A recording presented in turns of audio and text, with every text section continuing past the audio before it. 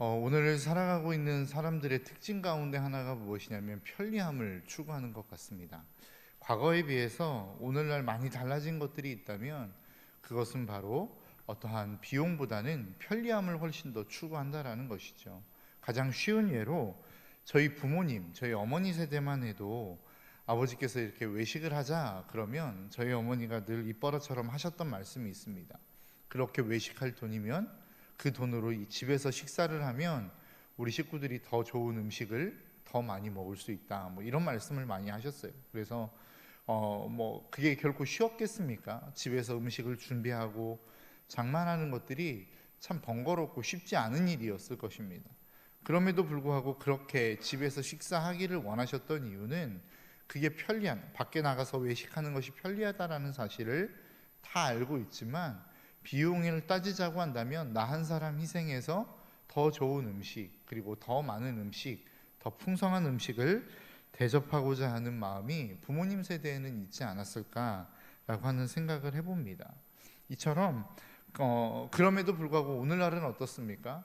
뭐 똑같은 일이라고 한다면 비용을 조금 더 지불해서라도 밖에서 외식을 하고자 하는 마음들이 있죠. 특별히 여행을 가면 더 그런 것 같습니다. 여행을 가서 누구도 그 여행지에서 식사를 이렇게 장만하거나 그 자리에서 해서 먹고 싶어 하는 사람은 없다라는 것이죠.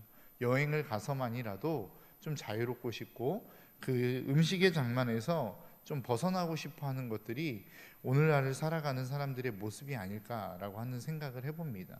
가장 큰 이유 가운데 하나는 바로 편리함일 것입니다. 비용이 더 많이 들고 더 많은 어떤 재정의 소모가 있다 할지라도 그것이 우리에게 가져다 주는 편리함이 있기 때문에 외식하려고 하는 마음들이 크지 않나라고 하는 생각을 해봅니다. 단적인 예로 어떤 식사에 관한 이야기들을 여러분께 드린 것이지만 사실 우리의 신앙에 있어서도 마찬가지인 것 같습니다. 우리가 신앙의 수고와 그리고 어려움과 힘든 부분들이 있지만 그것들보다는 오늘날의 신앙생활하는 많은 사람들이 추구하는 바는 편리함을 추구하지 않나라고 하는 생각을 해봅니다. 특히나 코로나 시대가 되어지면서 더 그렇게 되어지는 것 같습니다. 과거에 온라인 예배하면 왠지 찝찝했습니다. 뭐 영상으로 예배를 드리는 것을 인정해주지 않았을 뿐더러 온라인으로 예배를 드렸다 할지라도 왠지 주의를 성수하지 않는 것 같은, 그리고 예배를 드리지 않은 것 같은 느낌이 참 많이 들었습니다. 그런데 코로나가 시작되어지면서 온라인 예배가 보편화되어지고 일상화되어지기 시작하면서 이제는 현장에 나올 수 있는 상황이 되었고 현장에 나올 수 있는 건강이 있음에도 불구하고 온라인 예배를 추구하는 사람들이 생각보다 많다라는 것입니다. 왜 현장 예배에 나올 수 있음에도 현장에 나오지 않으십니까? 라고 하는 질문을 하면 뭐 온라인으로 예배 드리고 있는데요. 뭐 온라인으로 예배 드리면 됐죠. 이렇게 대답하는 성도님들이 점차 늘어가고 있는 것 같습니다. 왜 그렇죠? 그것은 바로 편리함 때문일 것입니다. 뭐 수도 없이 많이 먼 거리에서 많이 차를 갈아타고 아니면 지하철을 타고 와야 되는 수고, 이 수고를 하지 않더라도 집에서 핸드폰을 켜거나 TV를 켜면 예배를 드릴 수 있다라고 하는 이 편리함 때문에 현장 예배보다는 온라인 예배를 더 선호하는 것이 아닌가, 그리고 그러한 사람들이 더 많아지는 것이 아닌가라고 하는 생각을 해봅니다. 이처럼 오늘날의 시대는 편리함을 추구하는 시대를 살아가고 있습니다. 우리의 마음 역시도 마찬가지다라고 하는 것이죠. 그런데 갈라디아서에서 신앙생활하는 그 갈라디아 교인들의 모습을 보면 이러한 현대인의 모습과는 정반대의 모습으로 가고 있는 모습들을 계속해서 말씀하고 있는 것 같습니다. 여러분, 구원의 방법은 두 가지가 있다라고 이야기하죠. 한 가지는 무엇입니까? 율법을 완벽하게 지켜내는 것입니다. 그렇게 율법을 완벽하게 지켜낼 수 없다면 또 한 가지의 방법, 하나님이 우리에게 구원의 방법으로 열어놓으신 것이 무엇이냐면 은혜로, 믿음으로 구원을 얻는 방법이라는 것입니다. 여러분 한번 생각을 해보시면 어떤 방법이 우리에게 더 편리할까요? 우리가 율법을 다 지키고 모든 율법을 하나하나 다 분석하고 공부해서 그것을 철저히 지켜냄으로 말미암아 얻어지는 구원이 편리할까요? 아니면 믿음으로 말미암아 얻어지는 구원이 편리할까요? 뭐 이야기 하나만 하겠죠. 믿음으로 말미암아 얻어지는 구원이 우리의 삶에 있어서 훨씬 더 편리할 것입니다. 그런데 그 편리한 방법을 제쳐두고 왜 자꾸 사람들은 율법으로 말미암아 구원을 얻을 수 있다, 그리고 자꾸만 그것으로 우리의 마음을 빼앗기느냐라고 하는 것입니다. 오늘 보면 21절도 분명히 그러한 사람들이 있다라고 이야기합니다. 내게 말하라, 율법 아래 있고자 하는 자들아, 율법을 듣지 못하였느냐. 갈라디아 교회에 율법 아래 있고자 하는 사람들이 있었다는 거예요. 그것이 수고로움이 있었고 어려움이 있었고 아픔이 있었고 고통이 뒤따름에도 불구하고 굳이 그 길을 추구하는 사람들이 있었다라는 것입니다. 계속해서 말씀드리지만 거짓 교사들이 어떤 것을 주장했습니까? 믿음으로 말미암아 구원받는 건 맞다. 그러나 그 믿음만으로는 완벽하지 못하기 때문에 할례를 받아야 된다라고 하는, 할례를 추구하는, 율법을 자꾸만 강조하는 모습이 있었다는 것이죠.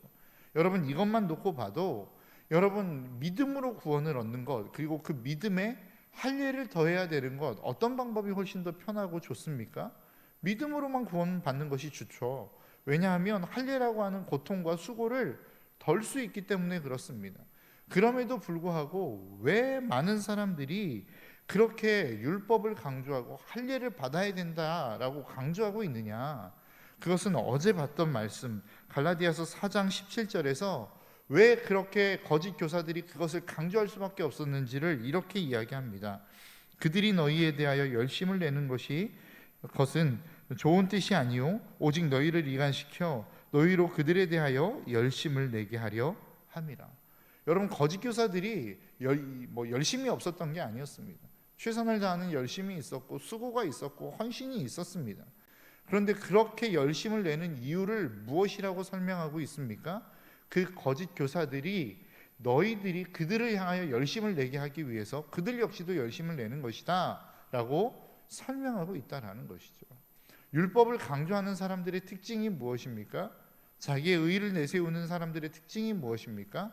그것을 통해서 많은 사람들이 자기를 알아주기를 바라고 자기의 마음과 자기의 뜻대로 어떤 상황들을 이끌어가고자 하는 마음이 있는 것이라는 것입니다.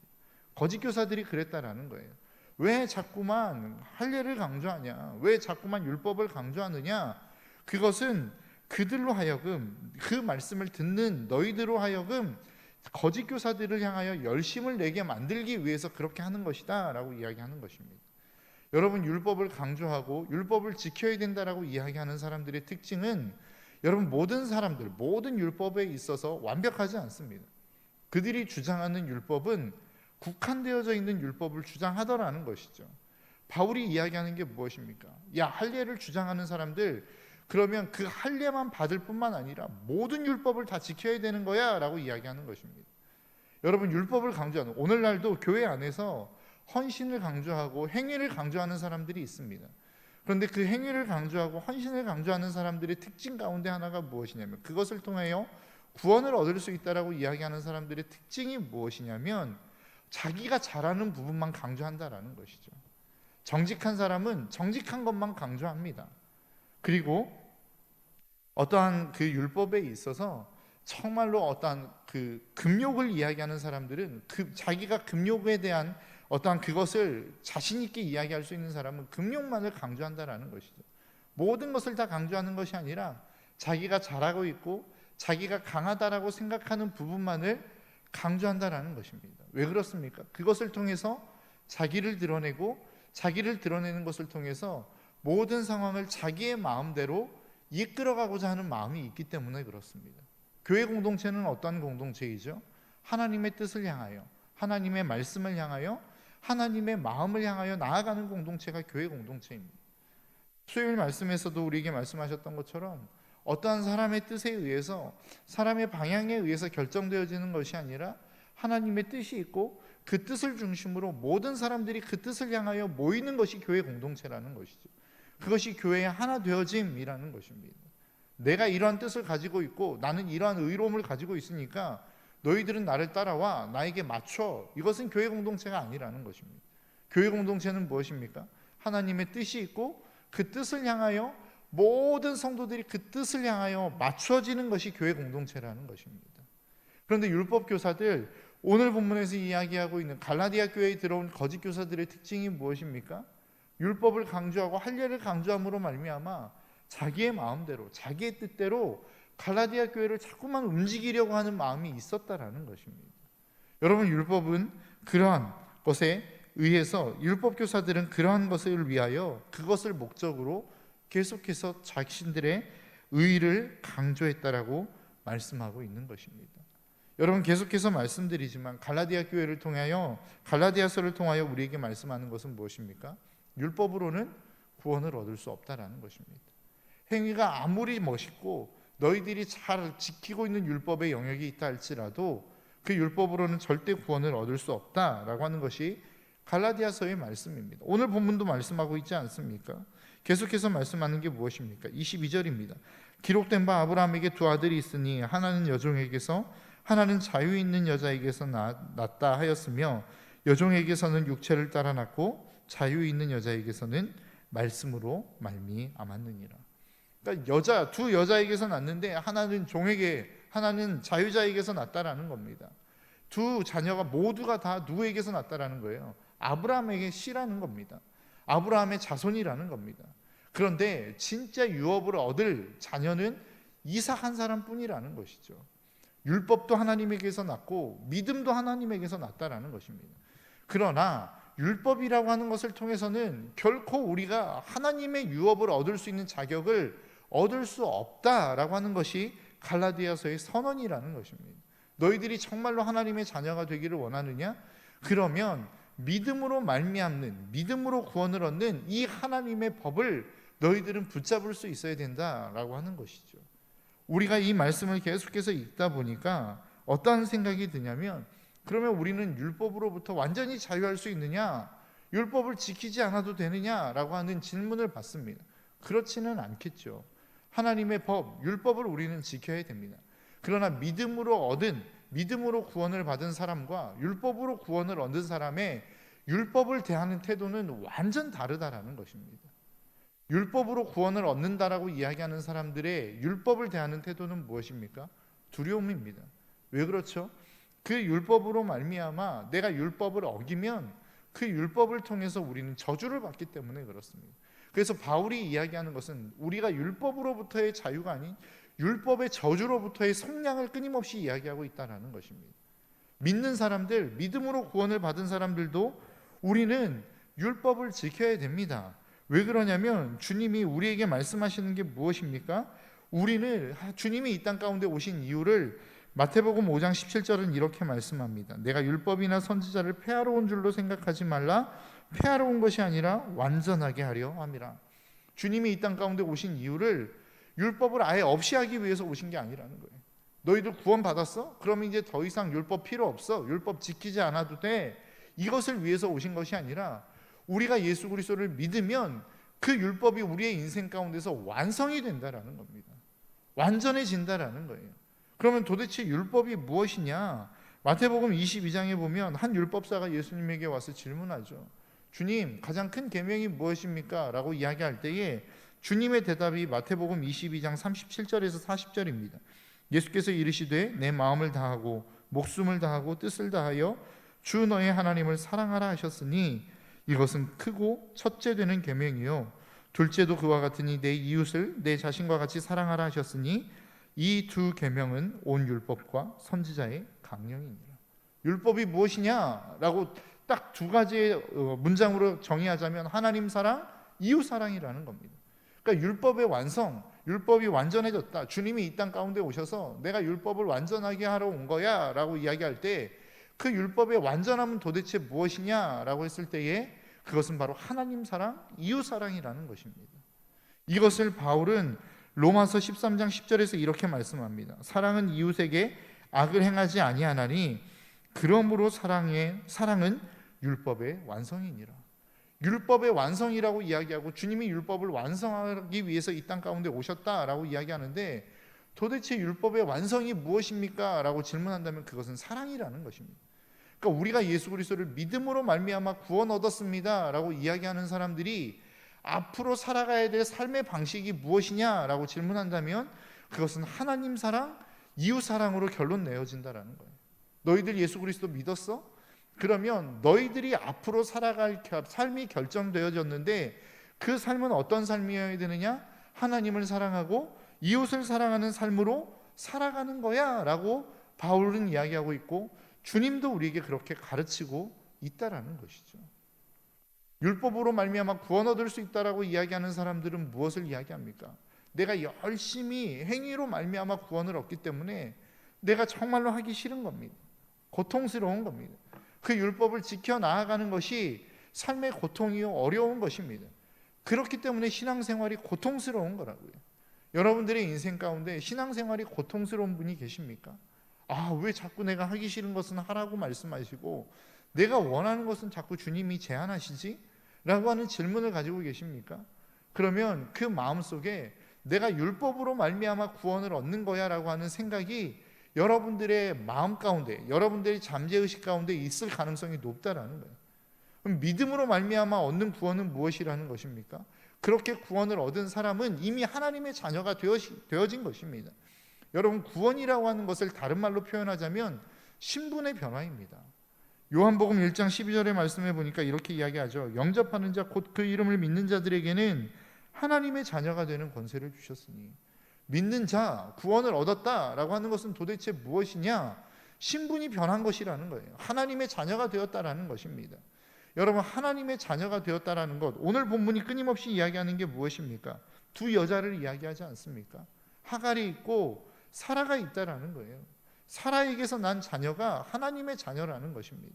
믿음으로 구원을 얻은 우리의 삶, 그게 하나님의 자녀가 되었다라고 하는 것을 의미한다라는 것이죠. 그러면 그 하나님의 자녀가 되어진 삶이 어떻게 보면 어떤 삶을 살아가다 보면 여러분, 그 하나님의 언약, 그 하나님의 율법을 지키지 못하는 때도 있지 않겠습니까? 우리가 부모님의 자녀로 태어나서 그 부모님의 말씀을 항상 잘 듣는 게 아니잖아요. 그 부모님의 말씀을 어길 때도 있고 부모님의 마음을 아프게 할 수도 있는 것입니다. 그렇다고 해서 우리의 호적을 부모님의 호적에서 파버립니까? 그렇지는 않죠. 우리의 구원이 그런 것이라는 겁니다. 너 구원 받았어? 그것은 무엇을 의미하는 거냐면 너 하나님의 자녀가 되었어? 라고 하는 것을 의미한다라는 거예요. 내가 믿음으로 말미암아 하나님의 자녀가 되었습니다 라고 하는 이 고백 속에, 다른 말로 이야기하면 내가 율법을 잘못해서 연약함이 있어서 지키지 못했다고 한다라도 하나님은 우리를 하나님의 호적에서 파지 않는다는 거예요. 하나님의 자녀라고 하는 신분은 여전히 유효하다라는 것입니다. 내가 율법을 지켰느냐 지키지 못했느냐, 부모님의 말씀을 지켰느냐 어겼느냐로 말미암아 네가 부모님의 자식이 되느냐 그렇지 못하느냐를 결정하지 못하는 것처럼, 내가 율법을 지키지 못했다고 해서 하나님의 자녀가 되어지지 못하는 게 아니라는 것입니다. 그럼 하나님의 자녀가 되었으면 그 다음 스텝이 무엇이라는 거예요? 하나님의 자녀다운 삶을 살아가는 것이라는 겁니다. 그게 무엇이라는 겁니까? 하나님이 우리에게 주신 계명을 지키며 살아가는, 품위를 유지하며 살아가는 삶이라는 거예요. 왕이 되어지면, 대통령이 되어지면 대통령에 걸맞는 품위 유지를 하며 살아가는 것이 맞는 것처럼, 우리가 하나님의 자녀가 되었다면 하나님의 자녀다운 품위를 유지하며 살아가는 것이 필요하다라는 것입니다. 그게 무엇이라는 거예요? 구원받은 자녀로서의 율법에 완성되어진 삶을 살아가는 것이라는 겁니다. 그것은 바로 하나님 사랑, 이웃 사랑의 삶으로 나타나는 것이라는 것이죠. 하나님의 자녀다운 품격, 그 품위는 어떠한 삶이냐? 사랑하는 삶을 통하여 드러나는 것이라는 겁니다. 그래서 율법을 통하여 우리는 구원을 얻는 것이 아니라, 율법은 내가 하나님의 자녀다운 품격을 드러내는 삶의 수단이라는 것입니다. 그러므로 말미암아 하나님의 자녀로서 살아가는 저와 여러분들의 삶에 날마다 우리의 삶에 자유로움이 있을 수 있는 이유는, 내가 율법을 연약하여 지키지 못한다고 해서 하나님의 자녀가 되어지지 못하는 것은 아니라는 것이죠. 너희들은 이 사실을 꼭 기억하라는 것입니다. 너희들은 믿음 안에 있느냐? 그러면 그 믿음이 너희를 구원했는데 그 구원의 신분은 절대 폐하여질 수 없다라는 거예요. 다만 너희들이 그렇게 믿음으로 말미암아 구원을 받아 하나님의 자녀가 되었다면 그 품격에 걸맞는 삶을 살아라 라고 하는 것이 성경의 가르침이라는 것이죠. 그리고 그 사랑으로 말미암아 살아가는 삶은 율법을 보다 더 자유롭게, 보다 더 즐겁게, 보다 더 감사함으로 지켜낼 수 있다라고 하는 것입니다. 여러분, 누군가를 사랑합니다. 그 사랑하는 마음으로 그 사람을 섬길 때에 그것은 고통이지 않습니다. 그것이 아픔이지 않습니다. 그것은 수고로움이지 않습니다. 내가 아무리 큰 헌신을 한다 할지라도 그 헌신이 사랑을 기반으로 하여 나타나는 헌신이라고 한다면 그것은 기쁨이죠. 그것은 감사이죠. 내가 우리의 자녀들을 사랑합니다. 그 자녀로 말미암아 겪는 수많은 어려움과 고통이 있지 않습니까? 그럼에도 불구하고 그것을 기쁨으로 감당할 수 있는 이유는 뭐예요?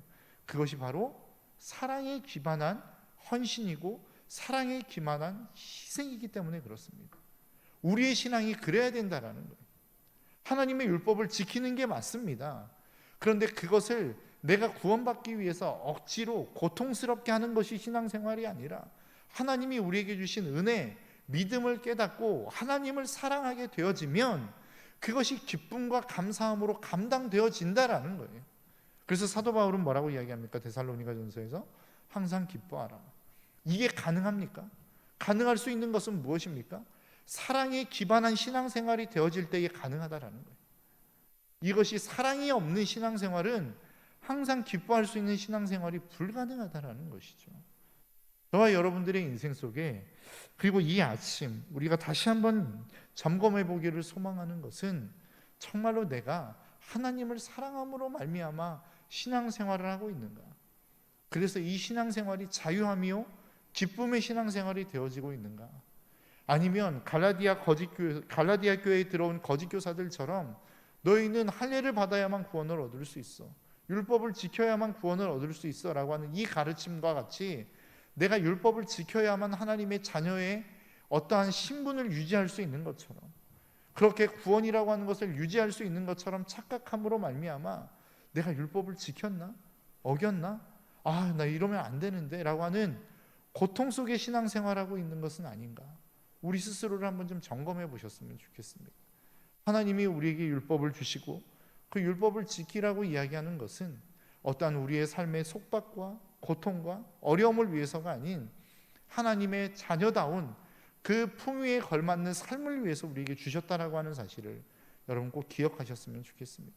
그리고 그것은 사랑을 기반한, 하나님을 사랑하는 사랑을 기반한 그 삶의 신앙생활이 되어질 때에 비로소 이것이 기쁨이 되어질 수 있음을 저와 여러분들의 삶 가운데 잊지 마시고 오늘 하루의 신앙생활도 주님을 사랑함으로 말미암아 날마다 그렇게 하나님의 뜻을 따라 살아갈 수 있는 저와 여러분들의 삶이 될 수 있기를 주님의 이름으로 축복합니다.